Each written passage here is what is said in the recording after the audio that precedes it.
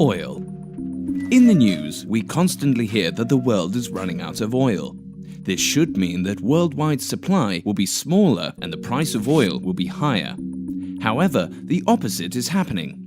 Oil prices have dropped significantly, making oil relatively cheaper than ever. How is this possible? The price of oil, gas and coal is formed by supply and demand. Until recently, three forces influence this. Which forces are these? The first force is the growing importance of oil in our economy. We need oil for most heating, transportation, electricity, and it is a prime raw material for chemicals, fertilizer, and plastics. Because we use so much oil, the demand continues to increase. The second force is the emergence of monopoly positions. When capitalism reigns, multinational oil companies, merchants, and even individual investors can obtain monopoly positions in various parts of the production process. This allows them to set a price for their part of the process and hence impact the overall price of oil.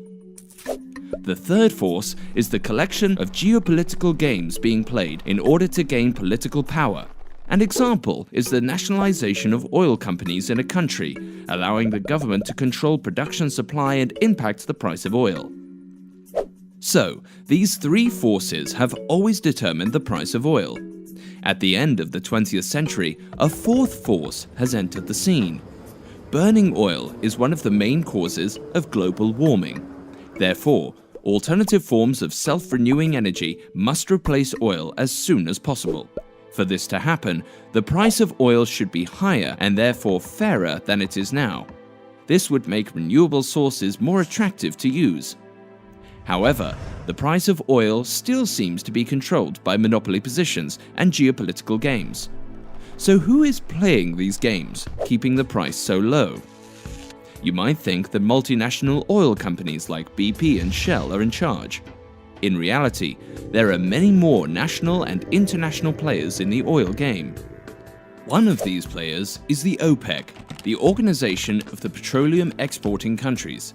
Forming this alliance of 12 already influential oil-producing countries made them powerful enough to determine worldwide supply and hence control the price in the past decades.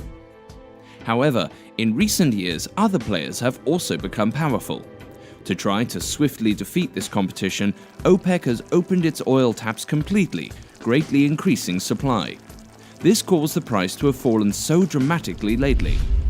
Such a low price is not favorable for any oil-producing countries, so even the countries within OPEC are suffering.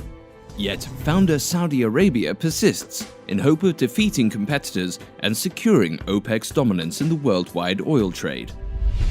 One of the powerful new players is Russia. Whenever OPEC carefully decreased production to stabilize the price of oil, Russia gradually increased its market share. This has resulted into Russia becoming one of the world's leading exporters of oil. Another major player, China, uses different tactics. Instead of taking on the competition, they economically stimulate several poor countries, mostly in Africa, in exchange for the rights to drill there and import the oil directly to China. This allows China to keep most of their oil trade away from the world market. The United States was always highly dependent on OPEC for their oil.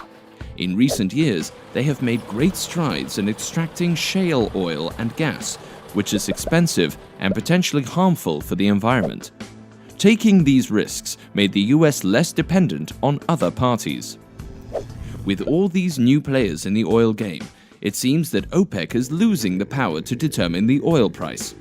So what will happen now? One scenario is that OPEC will succeed in crushing the new competition and have the power again. Or will all oil-producing parties survive with this low price? Or will there be a new dominant producer?